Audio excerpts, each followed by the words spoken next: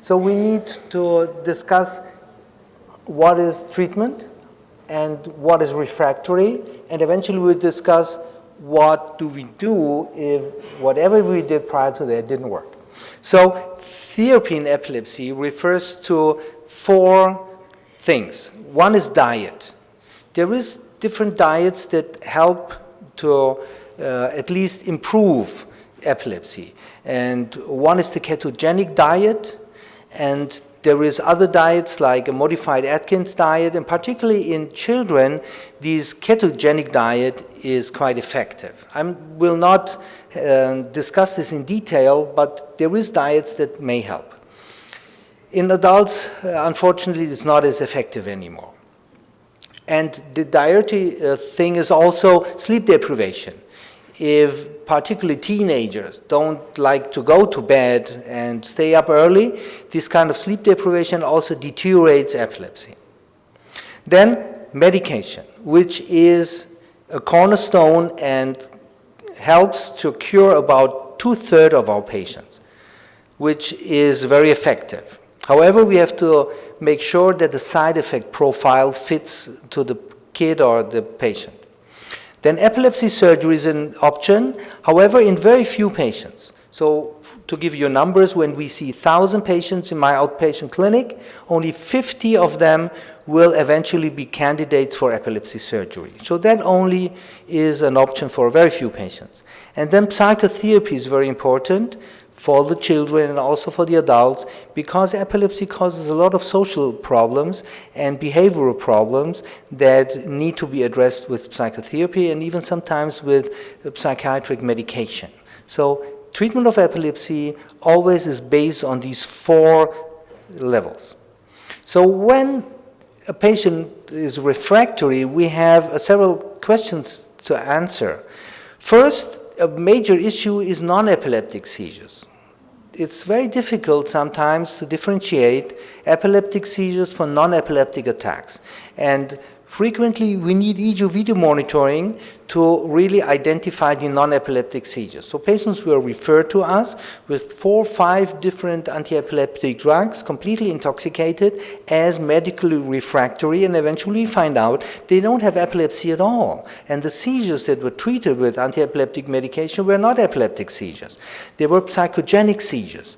Frequently, these seizures occur in stressful situations, and the attack itself solves the problem. You know, with the attack, something is avoided, and this is the solution, particularly in children and young persons.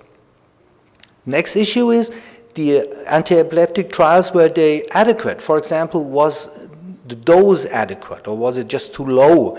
And then switch to another drug without really testing the full dose of the drug. Another issue is compliance, which means sometimes patients just don't take the pills because they don't like it or because they have side effects, and then the drug cannot work if it's not taken. Next issue is, what is the further therapy? Is there an option for epilepsy surgery, or we have to define more modest goals? What is a realistic goal? For example, have only mild seizures, don't fall during the seizures, have only seizures during nighttime and sleep, which have a major impact on quality of life. If you don't have daily seizures during daytime, makes a major difference because you can move freely. And seizures during nighttime are much safer than during daytime because you don't fall and cannot hurt yourself. So once it's refractory, we have to redefine the treatment goal and avoid intoxication, what is typically eventually happening because seizures don't stop. One drug after another will be added, and typically none of the prior drugs will be taken off. So then eventually these patients end up with 3, 4, 5 different drugs and are intoxicated. There is no uniform definition so far between epileptologists, but what I listed here is what most would agree upon. So at least 2 monotherapies with maximum tolerated doses or in combination is required. After the 3rd, and you will see, our chance to influence the seizures is less good. So we'll see in a minute. And then, depending on the seizure frequency, we need enough time to define. If a person has only one seizure in 6 months, we have to look at least for 1.5 years to define whether seizures really stopped. So if we choose medication, it's very simple. Phenobarb is the only drug available in the third world because it's very cheap. If you're not dealing with an epileptologist, then you give levetiracetam and it will be fine because it's a very easy to deal drug and it works in all kinds of different epilepsies.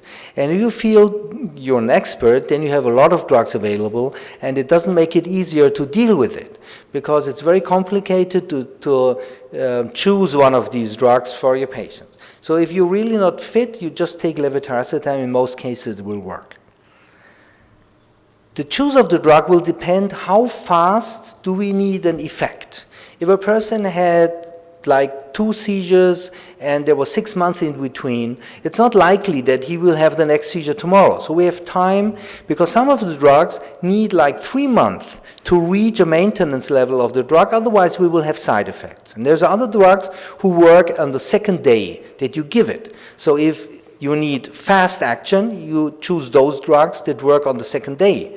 If you have time, and depending on the side effect profile, you choose drugs that take a while. For example, lamotrigine takes like 3 months to reach a maintenance level, and cognitively it's very well tolerated. However, if you take levetiracetam, it works on the second day, but a common side effect is depression. 10% causes depression. So if the patient is already depressed, you would not choose it. Or valproic acid works fast, but 1/3 of the patients will develop obesity. If there is already obesity, you won't choose it because it will deteriorate obesity. So depending on the side effect profile and the rapidity of seizure control, you choose. Then age. If you have a child, you won't give drugs that you interfere with cognition. For example, phenobarbital was given in the 70s, 80s, and then we realized these kids don't learn properly. We switched them to another drug and suddenly they learn again, much better than they used with phenobarb. So phenobarb is not good for cognition. Then drug interaction. If a child needs to take medication, let's say for the heart problem that it has, there is drug interaction. For example, carbamazepine is a very strong enzyme inducer at the liver. And if we give carbamazepine, it may have complications with the effect of the other drugs. So we have to avoid drug interactions. Comorbidity, I said, if there is already depression, you will not give a drug that has the risk of depression. And then there is drugs that have deleterious effects on the fetus, so there is teratogenicity. And if a young female wants to have children, you would avoid drugs with teratogenicity. So how well do these drugs work? When we look at generalized epilepsies, these are the 3 major drugs, valproate, lamotrigine, and topiramate. And you see that valproic acid is the most effective. There is a significant difference between valproate, lamotrigine, and topiramate. And what is shown here is the probability of remaining on a drug. And this goes for 6 years. Remaining on a drug is a mixture of efficacy and side effect profile. And it's a very simple study performed in the UK because whenever the patients go to the pharmacy, it will be stored on their chip card. And then you can look after several years how many of them are still on the same drug, which means it's well tolerated and obviously effective. Otherwise, the patient would be switched to another drug. So valproic acid is the most effective. And about 60% of the patients will stay seizure-free on the drug for up to 6 years. In focal epilepsies, these are the drugs that we use typically. And you see most of them are very similar in action. The only one significantly weaker was gabapentin. So there is not major difference in efficacy of these drugs. And here you see in the focal patients, it's about 50% that will remain seizure-free over several years. patients ask you which drug is stronger, because this is the concept of layperson, that there is strong drugs and weak drugs. The problem with epilepsy is that is comparing fruits, like comparing apple with a pear. So what is stronger? And this is the concept. You cannot apply this kind of things in epilepsy drugs because there is no hierarchy between. Like in other fields of medicine, there is a hierarchy. There is weaker drugs and there is drug escalation. But it's nothing like that in epilepsy because there is no major difference in efficacy and not a major difference in side effect profile. It's just different. So you have to individually decide which drug is the right drug for a given patient. And if you see this kind of comparisons in terms of dropout rate, responder rates to compare the drugs, this is not really feasible because these were marketing drugs studies that are completely different and they are not comparable one to another. And whenever there was direct comparisons, very few studies showed differences in efficacy. So here you see that very soon we know if there is someone refractory or not. It's the first drug that has the most effect, regardless which drug we choose, and that was part of that study, regardless which drug we choose. The first drug is the most effective. So it's the first shot that renders about half of the patients seizure-free. The second drug has only a chance of 13% to improve things to complete seizure freedom. Seizures may be reduced, but this is defined as complete seizure freedom for 1 year. And the third drug has only a chance of 4%, and combinations of drugs only 3%. So after the second drug, and this is what this study shows, we are lost. And the chance is very low that the patient will be complete seizure free, whatever drug we give. So it's the initial two drugs that work. And then the control of medication depends on the etiology. As you can see, stroke is one of the best etiologies to respond to medication. And cortical dysplasia, here, only 1 out of 4 will be seizure-free with medication. So depending on the etiology, the chance of freedom is completely different. So the drugs don't have the same effect on all kinds of different etiologies. So it depends on what is the etiology of the epilepsy. And some persons with Down syndrome have also cortical malformations. So in this case, drugs will have not such a good effect. However, if it's stroke-related, it will be much better. So the response to medication depends on the syndrome and the etiology. As you can see here, the idiopathic generalized has the best response. Only 18% do not respond well, whereas the focal is worse with 65, and the symptomatic generalized means basically multifocal, so there's lots of lesions all over the brain, and the chance to become seizure-free is very low with medication. And time is working against us. The longer the epilepsy goes, the lower the chance of seizure freedom. So if we can do something, we have to do our best in the first few years. Otherwise, just time works against us. Because epilepsy is a condition, by repeating seizures, this condition perpetuates itself. So one seizure begets the next. So we should respond early and do our best to stop it. So the rate of spontaneous remission with anti-epileptic drugs, and no remission, whatever we do, which means refractory, is about 1/3 in each group. So 2/3 of our patients will remain on medication. 1/3 will have remission with medication. 1/3 has a spontaneous remission, but spontaneous remission refers to epilepsies that typically are not occurring in patients with Down syndrome. It's the absence epilepsy, for example, or the benign focal epilepsy of childhood. These are genetic syndromes that the kids outgrow. After adolescence, after puberty, they will remit spontaneously. So when we start with the medication, we increase the dose to a level that is maximum tolerated, and then we stop. Otherwise, we don't know, maybe half a pill more would have done the job. So we should not stop too early. Yeah, so we increase until toxic side effects occur. However, we know from a lot of studies that most effect we get with medium doses, like 600 milligram carbamazepine, 200 milligram lamotrigine, or 1,000 milligrams valproic. This is moderate doses, but most effect we reach. 85% of the efficacy is here. So by increasing the dose, we don't gain much. As you can see here, this curve is much flatter. So we get some more, but it's not that good. So it's not a linear relation. So we should know that. And then the more drugs we give and the more we combine, the more side effects we get. As you can see here, a combination of 3 anti-epileptic drugs causes side effects in about half of our patients.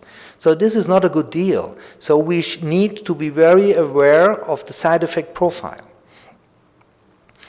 If all the drugs don't work, as I said, in a few patients, epilepsy surgery is an option, and here you see all the techniques that were performed.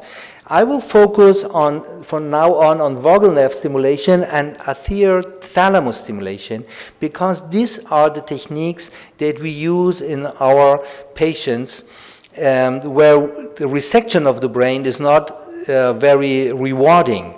And persons with Down syndromes rarely have a very focal epilepsy where resection of that area causes seizure freedom, because typically it's a more systemic problem and very rarely surgery may help in Down syndrome. So how do we evaluate the patients? Again, we bring them in the monitoring unit. You know this picture already here with other ladies watching the patients. So we do the EEG video monitoring to define where the seizures are coming from in the EEG. We need MRI. We do ICL-SPECT, which means we inject a tracer at the seizure onset, which measures the perfusion of the brain. The area of the brain where seizures start is hyperperfused during the seizure. Typically, we have 20 seconds to inject. You can imagine that's quite a stressful job for the technicians to jump in and inject the tracer. Then we have FDG PET, which measures the glucose metabolism of the brain. The sick area of the brain does not metabolize glucose as well as the healthy part of the brain. So we get information which part is sick. Then neuropsychology helps us to define the level and the risk of surgery for deficits. And then we have these cortical mapping techniques where we implant electrodes in the brain. This is a very complicated issue that I will not cover much because we typically don't do this in persons with Down syndrome. So I focus now on the vagal nerve stimulation that for the end of my talk and the thalamus stimulation. The vagal nerve stimulation is performed like this. There is a little wire put on the left vagal nerve here with a small incision, and then a pacemaker is implanted here underneath the skin, and the cable is tunneled underneath the skin. The stimulation is chronic, which means it goes on for a long time, and from animal experiments it was shown that trigeminal nerve stimulation is the most effective. But in humans you cannot do this because it hurts. Trigeminal nerve has a lot of sensory fibers. The vagal nerve doesn't have.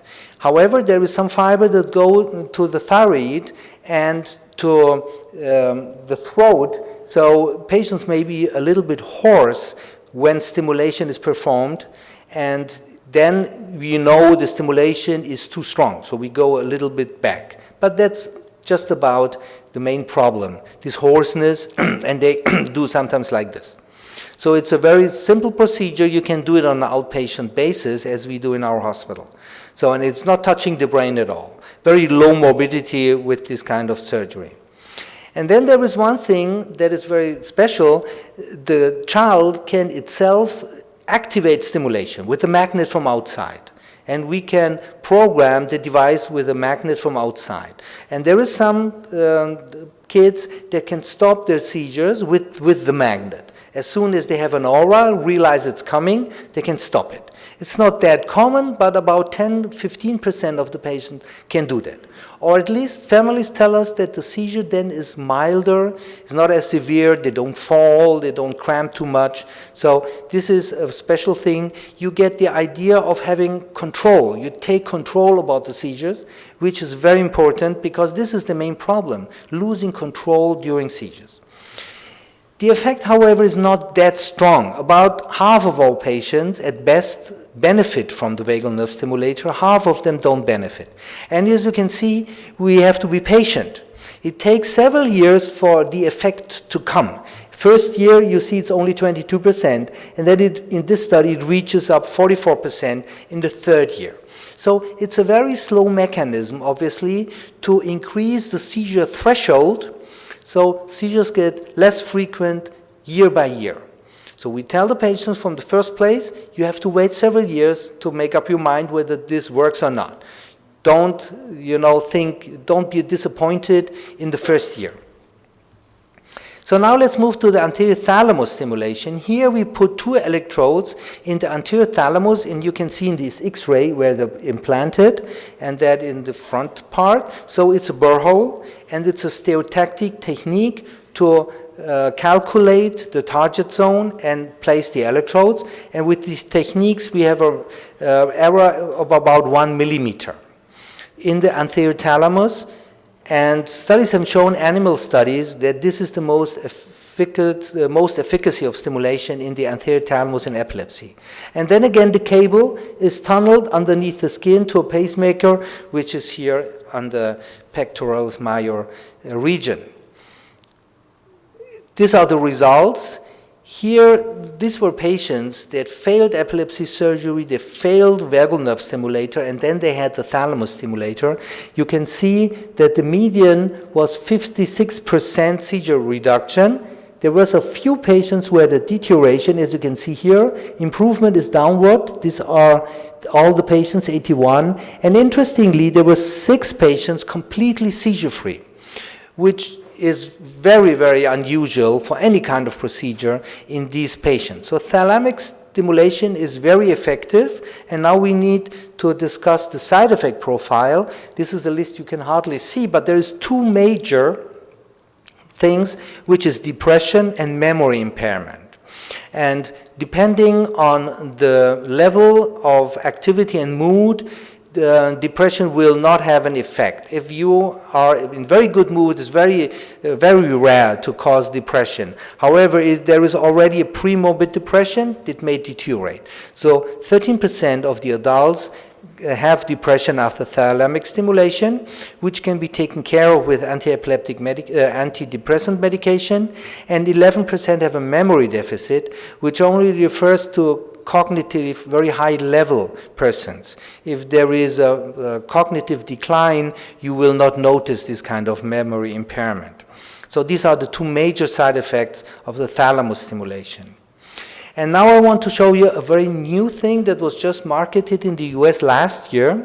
This is a stimulation device that we put electrodes, either depth electrodes, stereotactically implanted, or like here, strip electrodes in the temporal lobe.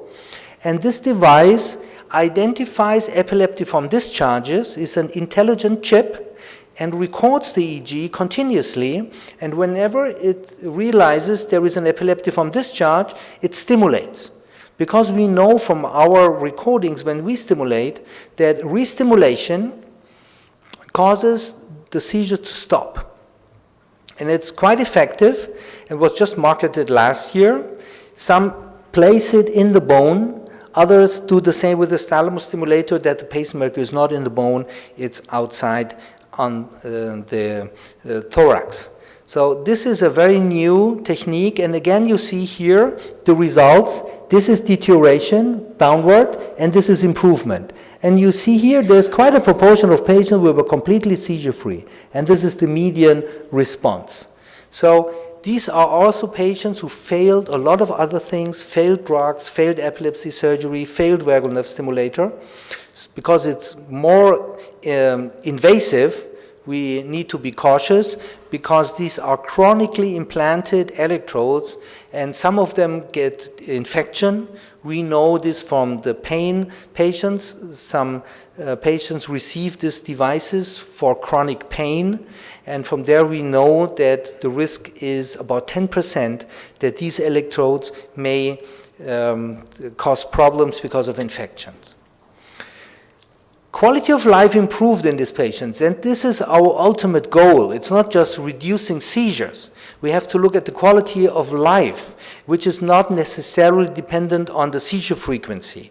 You know, it's very different. If you have one seizure a year in one person is a major impact on his lifestyle, and if you have one seizure a year in another person, doesn't change anything. So it heavily depends on the lifestyle and the conditions. So with thalamus stimulation, you can see that the quality of life improved in a lot of things here for these patients, particularly seizure worry and overall score. And there is very few things like pain and physical function which deteriorated. So quality of life improved dramatically. So to sum up my talk, management of refractory epilepsy, first we have to check whether the diagnosis of refractory epilepsy is true, because sometimes non-epileptic seizures look very much the same and were mistaken as epilepsy, and anti-epileptic drugs won't help in non-epileptic attacks. Then we need to test whether the drug trial is adequate. Was the dose adequate? Was it the right drug?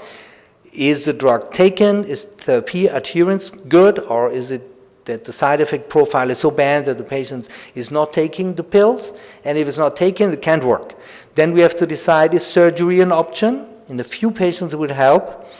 Then if we realize our medication is not as successful as we realize, then, as we wish, then we have to define new treatment goals, more modest treatment goals that are realistic, and always keep in mind to achieve the best quality of life possible, we have to treat comorbidities, we have to improve the tolerability, and always have the balance whether the drug helps or is intoxicating. So this is our ultimate goal. Thank you very much for your attention.